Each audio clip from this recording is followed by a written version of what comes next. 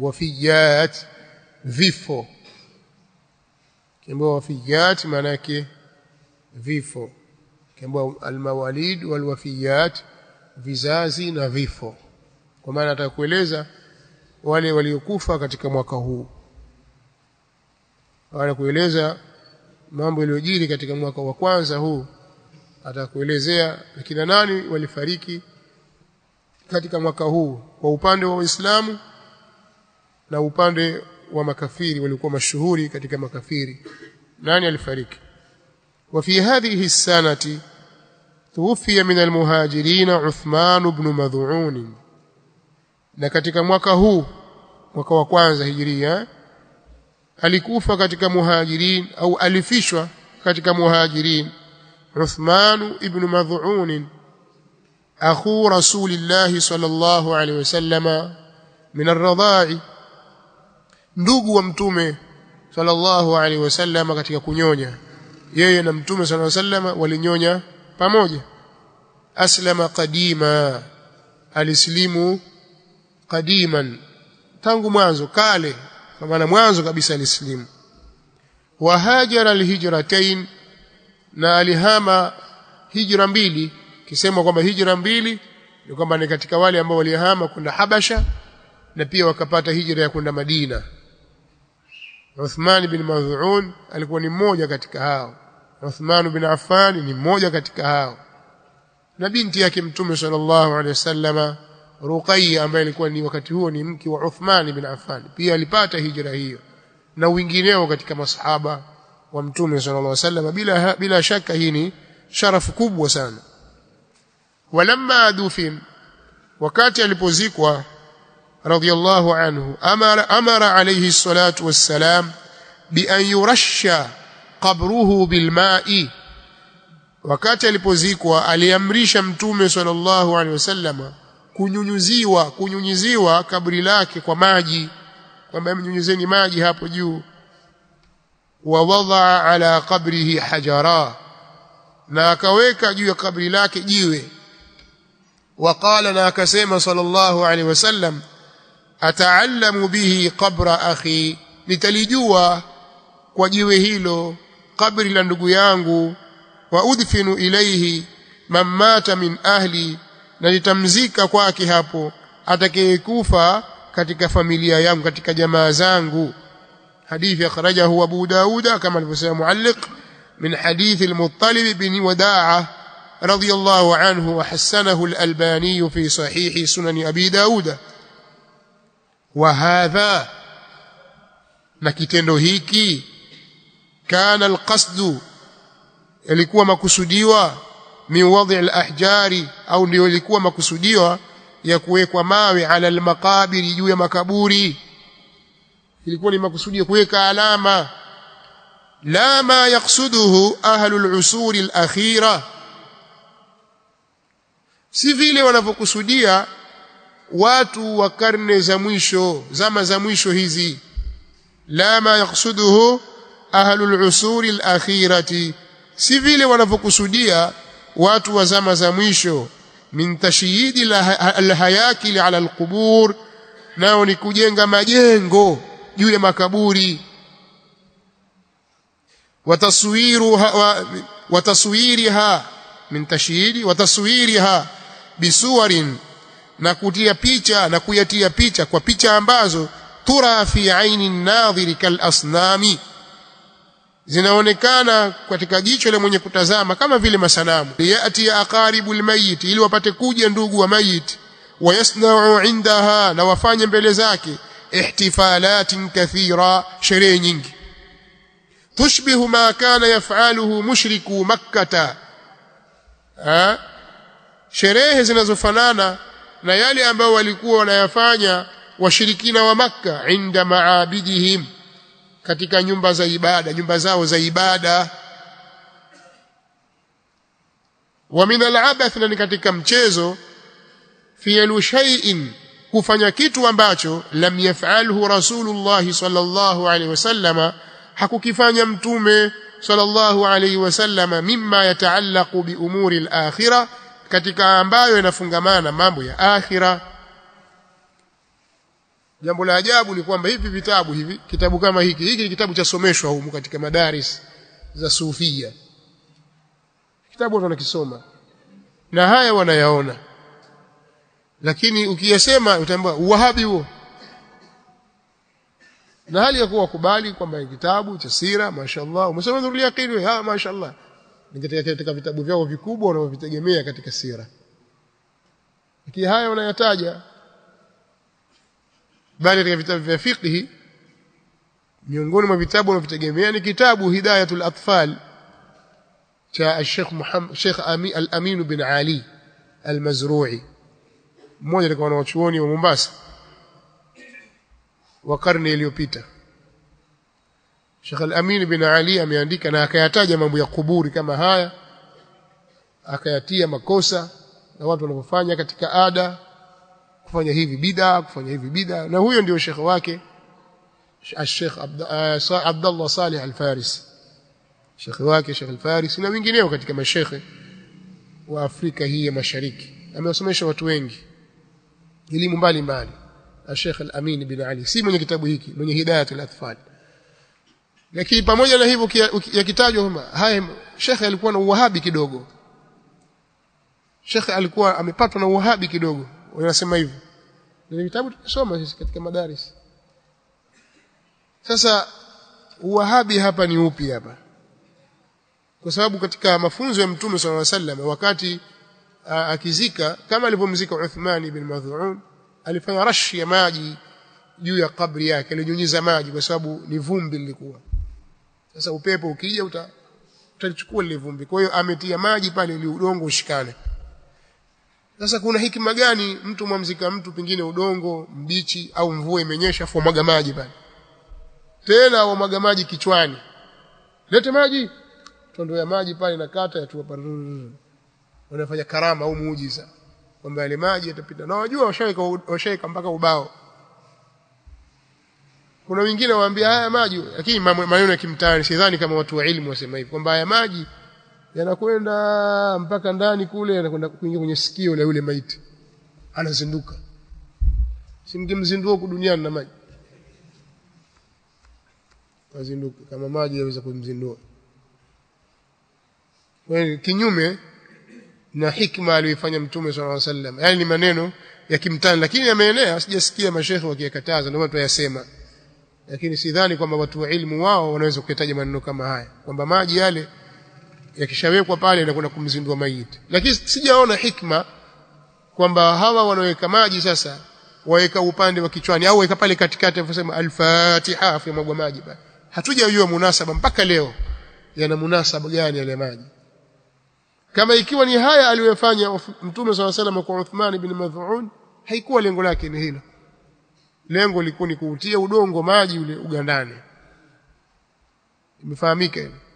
Tayeb, baada ya kumzika Uthman ibn Mad'un, Mtume sallallahu alaihi wasallam aliweka alama ya jiwe.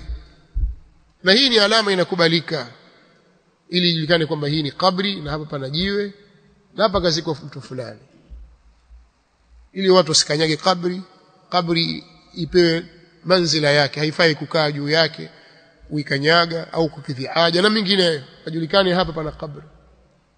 Kwa hiyo eneo hili nitakuja kumzika atakayekufa katika jamaa zangu. Sasa Sheikh hapa anasema leo watu wanajenga majumba, tashyidu la hayakil, kuna kujenga majengo makubwa juu ya makaburi. Sasa jambo la ajabu, kuna watu wanaona kwamba kufanya hivyo ndiyo kuhuisha kumbukumbu za watu. Kuna kumbukumbu za watu, mpaka kuna baadhi ya watu walioandika kuhusu masuala ya uwahabi wanasema mawahabi wanapoteza historia kwa sababu wanavunja makaburi ya mawalii na mitume. Kama ni kuhifadhi historia ya makaburi, angehifadhi Mtume sallallahu alaihi wasallam.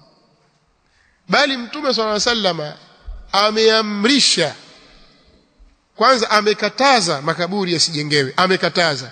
Na hili ni jambo tutakubaliana sisi na nyinyi, yani wao masufi na wengineo katika watu walio na ada ya kujengea makaburi, tukubaliana kwamba haya ni mafunzo ya Mtume sallallahu alaihi wasallam, amekataza naha an-nabiy sallallahu alaihi wasallam an yubna ala al-qabr, amekataza mtume sallallahu alaihi wasallam kujengwa juu ya makaburi haya. Ikiwa limejengewa kaburi, imekuja hadithi ya kuonyesha kwamba mtume sallallahu alaihi wasallam alimtuma ibn ammi yake Ali bin Abi Talib aende akayavunje masanamu na kuyasawazisha makaburi yote yaliyojengewa. Hadithi inda Muslim fi sahihihi, hadithi iko ndani ya sahih Muslim. Na Ali bin Abi Talib radhiyallahu anhu akaifanya kazi aliyofanya mtume sallallahu alaihi wasallam, na yeye akamtuma Abul Hayyaj al-Asadi akimwambia, je, nikutume nisikutume au nikutume kwa jambo ambalo mtume sallallahu alaihi wasallam alinituma kwalo? alla tad'a timthalan illa tamastahu wala qabran mushrifan illa sawaitahu. Akamtuma Abul Hayyaj al-Asadi. Bali al-Imam الشافعي محمد بن إدريس الشافعي رحمه الله تعالى katika kitabu chake al-Umm asema, mimi nimewaona watawala katika mji wa Makka wakiyavunja makaburi yaliyojengewa juu yake watawala. Na Imam Shafi'i rahimahullah ta'ala yeye alizaliwa katika wakati wa daula al-Abbasiyya, watawala wa Bani al-Abbas. Bani al-Abbas ni wa familia ya al-Abbas bin Abd al-Muttalib, wala kina Abu Ja'far al-Mansuri, wale kina Harun al-Rashid, na kina al-Amin, na kina Ma'mun, na kina Muhammad al-Mahdi na wengineo wote, wale ni kizazi cha al-Abbas bin Abd al-Muttalib, ndio maana tu ad-dawla al-Abbasiyya. Sawa, kwani katika Banu Hashim kizazi cha Mtume sallallahu alaihi wasallam walitawala kutoka mwaka wa 132 Hijiria mpaka 656 naam Hijiria. Kwa hiyo katika utawala wao, na al-Imam Shafi'i rahimahullah ta'ala yuko Makka. Sasa mimi naona watawala wakivunja yale makaburi, kwa sababu kuna watu walikuwa tayari washaanza kuyajengea makaburi, wakawa wanaondoa, na maulama walikuwa hawajawakemea. Kwa hiyo huu ni utaratibu kwamba makaburi yamekatazwa yasijengewe, na yakijengewa yavunjwe. Sasa mimi nashangaa kwamba kuna baadhi ya mashaikh wanaona kwamba kukataza kujengea makaburi wanahesabu kwamba ni uwahabi. Na huyu mtume swalla sallam maneno yake tuyapeleka wapi? Au kwamba sasa hili kaburi limejengewa, watu wamefanya makosa, pengine hawa hawakujua, ukilivunja ni laana kubwa hiyo. Laana, kavunja kaburi la babake. Ni mafunzo ya mtume sallallahu alaihi wasallam, na ndio waliyofanya masahaba. Leo mashekhe, masharifu na watu wanaotakiliwa kwamba ni mawali wanajengewa vibanda juu yake, vinaezekwa, wengine watu wakaika tiles ndani, wakaweka na mafeni ndani, na isi zikawekwa kwa ajili ya wenye lilakifina alaiha, wenye kukaa itikafu, bali wataifin waruk'i sujud, kwa ajili wenye kufanya tawafu na kwa ajili wenye kuswali pale. Ndio imekuwa ile mkayafu au imekuwa hisi. Kuna faida gani sasa kwenye kaburi ukaweka mafeni na ukawasha na taa? Na Mtume swalla salam amelikataza hilo. Sasa yote aliyokataza Mtume swalla salam sisi tunapingana nayo, alafu atafuta njia nyingine. Kwani shirki utosheki na alichokikataza Mtume sallallahu alaihi wasallam? Sasa Sheikh hapa anasema haya wanayafanya na ihtifalat, sherehe. Watu wanakwenda kwenye makaburi wakafanya sherehe pale, ikasomwa durda, yakasomwa kadha, hauliyati zile.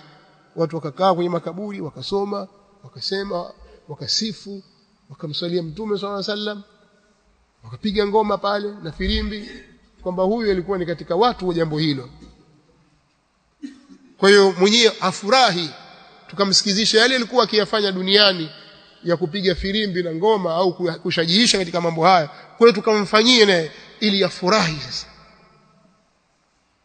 wanafanya hivyo, wanafanya sherehe katika makaburi yao wakisema kwamba leo ni hauli ya fulani na hauli ya fulani. Wallahi wanafanya hivyo, wanaingia kwenye makaburi na ngoma na filimbi, wakaimba pale kasida mbalimbali, na hasa zikachaguliwa zile ambazo mwenyewe alipokuwa yuko hai akizipenda, wakamtumbuiza pale, furahi.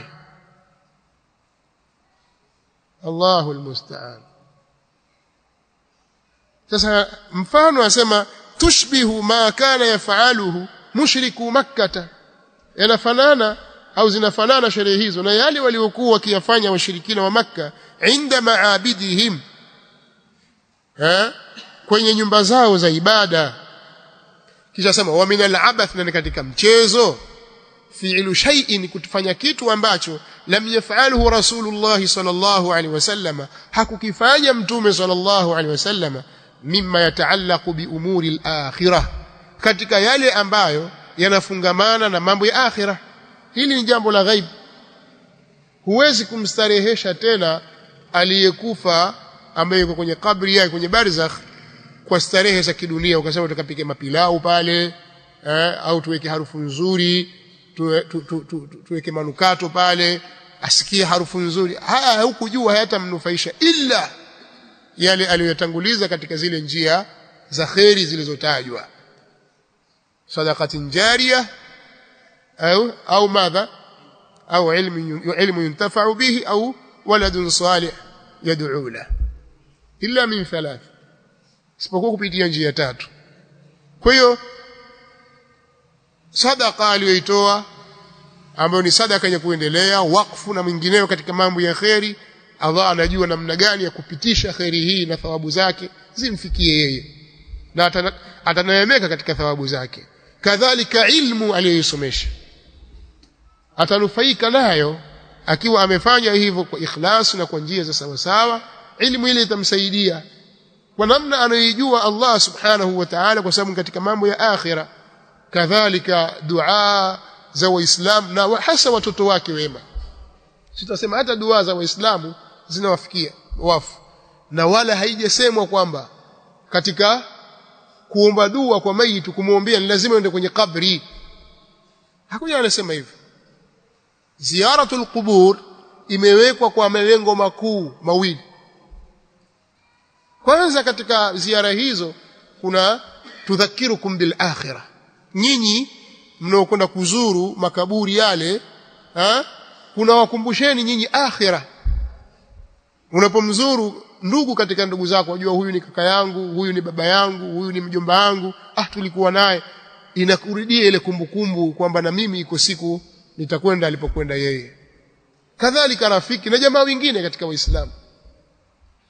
Lakini pia ile ziara inampa istinasi yule mayit kwa kumwombea dua, kutoa salam, Allah anaifikisha kwa namna anayojua yeye. Kwa hiyo ziyaratul qubur ni ibada mutlaqa, haikufungwa kwa wakati maalum wala kwa siku maalum ukaifanya kwamba mimi siku ya Ijumaa ndio bora zaidi au mfungo tatu ndio bora zaidi. La, na makaburi si lazima usafiri kwamba utoke hapa uende huko kuna kaburi la fulani, watafuta nini na makaburi yamejaa tele humu? Si makaburi yamejaa tele humu ya kufanya ziara. Sasa wewe mpaka ufunge safari ufuate kaburi la fulani lina nini? Lakini kwamba kumbe kuna watu sasa wanageuza masala ya ziyaratul qubur, wanakwenda kuwaomba waliokufa, na wengine wakitarajia baraka kwenye makaburi ya waliokufa, jambo ambalo halikufundishwa katika Uislamu kabisa. Umeelewana? Kwa hiyo haya ni mambo ya akhira, yatakiwa watu wafanye iktisari pale pale katika mambo ya akhira, kama vile alipokuja kutoka kwa Mtume sallallahu alayhi wa alihi wasallam. Hizi ni katika faida zinazopatikana katika sira na mwenendo wa Mtume sallallahu alayhi wasallam. Hatuwezi tukasoma tu kulipua kitabu, lazima tupate ibra na mazingatio ndani yake. Kwa wale wanaosoma kwa kulipua vitabu ndio wanasoma na haya hawayazingatii, wanafanya kinyume chake. Sasa ndio shida, watu wanasoma mafunzo ya Mtume sallallahu alaihi wasallam na maisha yake, alafu wanakwenda kinyume na vile walivyosoma, kwa sababu hawazingatii yale ambao wanayasoma. Sasa usomaji wa namna hiyo hauna faida. Usomaji wa faida ni kwamba tuzingatie, hapa Mtume sallallahu alaihi wasallam akatufunza hivi, kumbe hakuna kuyaenzi makaburi kwa kuyajengea. Huu ndio mwenendo wa Mtume sallallahu alaihi wasallam. Kwa hiyo haitafaa. Sisi hatutafanya hivyo, tutakwenda kama walivyokwenda waliotutangulia. Na Mtume sallallahu alaihi wasallam alikuwa ni mbora wa khalqi, mbora wa viumbe, na maswahaba zake wao ndio kizazi bora ambacho hakijawahi kutokea mfano wake katika dunia na wala hakitatokea. Na hayo ambayo nyinyi mwaona kwamba ndio ya heshima, wao hawakuyafanya, si kwenye kaburi ya Mtume sallallahu alaihi wasallam wala kwenye makaburi ya maswahaba wengine. Kadhalika anasema wamata min al-ansari As'ad bin Zurara, na alikufa katika Ansar As'ad bin Zurara, ahadun nuqaba al-12, mmoja katika wale wajumbe 12. Wajumbe wale 12 wa Kiansar walikuja kwa Mtume sallallahu alaihi wasallam katika Lailatul Aqaba. Huyu As'ad bin Zurara alikuwa ni mmoja katika hao. Kana radiyallahu anhu naqiba bani Najjar, na alikuwa yeye radiyallahu anhu ni mjumbe wa Bani Najjar katika ile makabila ya Kiansar. Yeye alikuwa ni mjumbe kutoka kwa Bani Najjar. Falamma mata ikhtara Rasulullah sallallahu alayhi wasallam nafsahu linnaqabati alayhim, na alipokufa huyu As'ad bin Zurara alikhitari Mtume wa Allah, alichagua nafsi yake Mtume wa Allah kuwa ni mjumbe juu yao, lianna ibn ukhti alqaumi minhum, kwa sababu mtoto wa dada wa watu ni katika wao. Kwa Mtume sallallahu alaihi wasallam, babu yake Mtume sallallahu alaihi wasallam Abdul Muttalib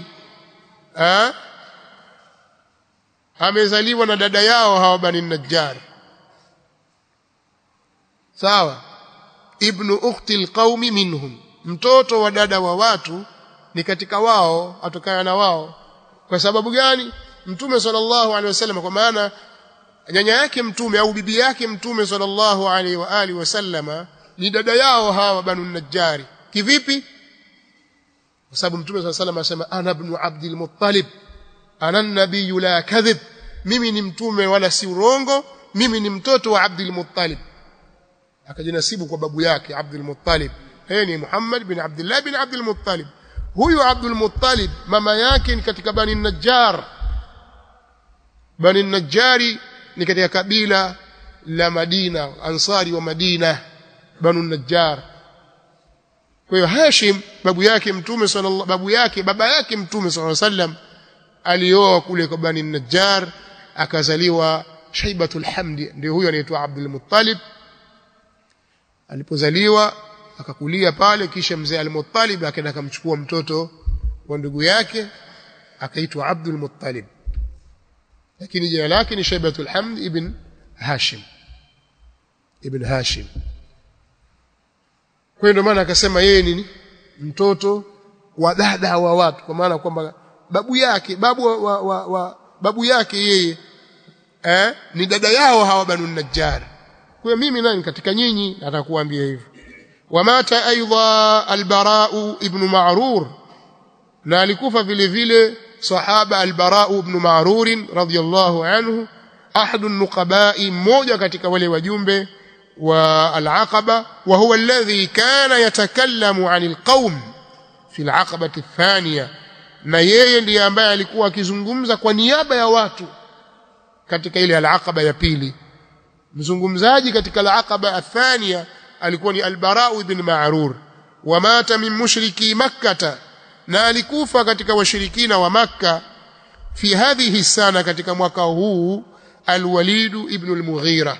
Al-Walid ibn al-Mughira bin Abdullah al-Makhzumi, huyu ni katika Bani Makhzum, katika Banu Makhzumi, ni kabila moja na Abu Jahl, ni watu, ni ukoo wao ni mmoja, sikumbuki nani ammi hapa, mmoja ni ammi wa mwenzake.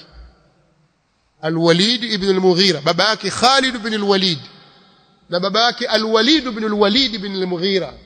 Hawa al-masahaba wawili wa Mtume sallallahu alaihi wasallam walislimu wao. Khalid anafahamika na mawaqifu zake, Khalid ibn al-Walid sayfu min suyufillahi al-maslul. Kadhalika al-Walid ibn al-Walid ibn al-Mughira, na huyu ndio aliyesemwa sana kwenye Qur'ani katika sehemu mbili tofauti, bali na kuna sehemu nyingine ya tatu. Sehemu moja innahu fakkara wa qaddar faqutila kayfa qaddar, kuna al-Walid ibn al-Mughira. Sehemu nyingine katika Nun aliposemaje?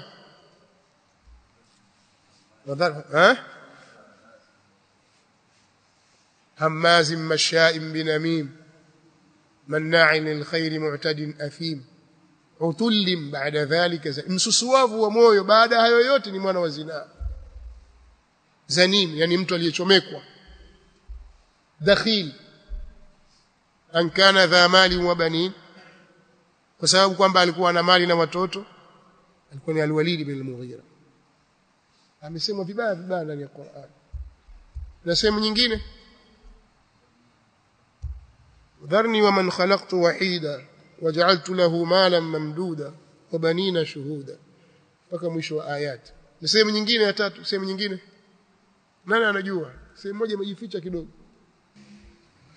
mtaniambia kwa hiyo al-Walid bin al-Mughira alifariki huyo walamma ihtudhir jaz' wakati alipokaribia kufa alidhihirisha huzn jaz' alidhihirisha huzn akawa kama vile anahuzunika ona sasa mimi nafa faqala lahu Abu Jahl Amr bin Hisham al-Makhzumi akamwambia yeye akamwambia yeye Abu Jahl ma jazauka ya am na huyu ni ammi yake Abu Jahl akimwona al-Walid ni ammi yake ni nini kuhuzunika kwako ni kwa nini kuhuzunika kwako ewe ammi mbona unahuzunika ya ammi kifo si cha kawaida yani wao hawajui kinachokuja baada ya mauti ni nini kama kitu kidogo tu nini huzuni yako ya ammi faqala wallahi ma bi min jaza'in min al-maut akamwambia na apa kwa Allah sina mimi huzni kwa sababu ya mauti walakin akhafu angalia mtu alivyotia kufuru huyo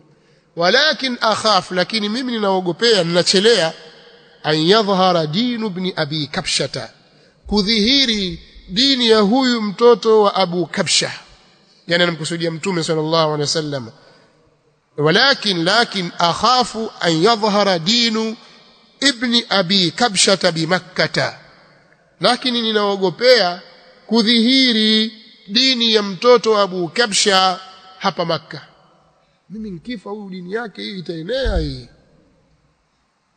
yeye atakaendelee kuishi ili apambane mtume swalla sallama asieneze dini yake uislamu usienee Allahu almusta'an faqala Abu Sufyan akasema Abu Sufyan la takhaf usiogope kama ni hilo tu usiogope inni dhaminun alla yadhhar hakika mimi ni mwenye kudhamini kwamba hatodhihiri asema hivyo Abu Sufyan wakati huo anakuwa kwa sababu jambo la makureishi limerudi kwake baada ya kufariki Abu Talib kwa sababu watu wa makureishi wote walikuwa wakirudi kwa Abu Talib na kabla yake kwa Abdul Muttalib sasa Abdul Muttalib alikuwa ameshafariki babu yake mtume sallallahu alaihi wasallam alifariki Abdul Muttalib mtume sallallahu alaihi wasallam akiwa na miaka 8 jambo likawa liko kwa Abu Talib ami yake mtume sallallahu alaihi wasallam makuraishi wote warudi kwake sasa alipokuwa amefariki Abu Talib kwa Bani Hashim hakuwepo mtu mwingine anaweza kushika siada ile ya watu wa makuraishi ikarudi kwa Abu Sufyan na ndio hikma ya mtume sallallahu alaihi wasallam aliposema pale alipoingia Makkah katika mwaka wa 8 man dakhala dara Abi Sufyan fahuwa amin atakayeingia nyumbani kwa Abu Sufyan atakuwa amepata amani kwa sababu alikuwa sayyiduhum baada ya Abi Talib sasa anampa matumaini Abu Sufyan kwamba mimi si ndo mkubwa hapa Makkah ana dhamin inni dhaminun alla yadhhar mimi ni mwenye kudhamini kutokudhihiri hii dini kumbe dini imefika mpaka Pongwe sio Makkah tu toka huko mpaka wapi kila mahali Abu Sufyan hakuweza bali yeye mwenyewe ilibidi aungane na mtume sallallahu alaihi wa alihi wasallam wafiha na katika mwaka huo aidan na katika mwaka huo vile vile mata al-As ibn Wa'il as-Sahmi alifariki al-As ibn Wa'il as-Sahmi huyu ni baba yake Amr ibn al-As Amr ibn al-As na Amr ibn al-As alikuwa ni katika masahaba wakubwa mtume sallallahu alaihi wasallam dahiyatul arab na alikuwa katika zama za Umar yeye ndiye alikuwa governor wa Misri Uislamu kaenea kule kupitia huyu Amr ibn al-As babake alikuwa ni mushrik na alikuwa ni adui wa mtume Muhammad sallallahu alaihi wa alihi wasallam nasabu yake na mtume sallallahu alaihi wa alihi wasallam inakutana kwa Ka'b bin Lu'ay. Hawa Banu Sahmi hawa wanakutana kwa Ka'b bin Lu'ay na mtume Muhammad sallallahu alaihi wa alihi wasallam, na mtoto wake ndio huyo Amr ibn al-As na Hisham ibn al-As. Hawa wote walikuwa ni masahaba. Kwa hiyo huyu alikuwa ni aduu ladud wa mtume Muhammad sallallahu alaihi wa alihi wasallam. Amefanya mbinu nyingi sana za kuhakikisha mtume sallallahu alaihi wasallam hafanikiwi, lakini amekufa katika mwaka huo.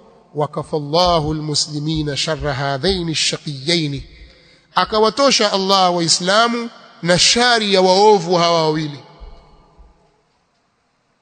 Wakadhalika naf'alu bilmujrimin inna kafaynaka almustahzi'in, kwa sisi tumekutosha wewe na wenye kupoteza sheria. Kwa hiyo inshallah katika darasa litakayokuja tutasoma as-sanatu athaniya, tanza ghazwatu Waddan, vita vya Waddan. Hivi vyote ni maandalizi ya kuingia katika vita vikubwa. Yaum al-taqal jam'an, vita gani hivyo? Al-Furqan, vita vya Badr. Kwa hiyo maandalizi yale mwanzo kuna ghazwatu Waddan, kuna Buwat, kuna al-Ushaira, kuna ghazwatu Badr al-ula, kuna Saria Abdullah bin Jahsh na nyinginezo mpaka kufikia katika ghazwatu Badr al-kubra. A'azza Allahu biha al-islam, Allah aliutia nguvu kwa kupitia vita hivyo Uislamu.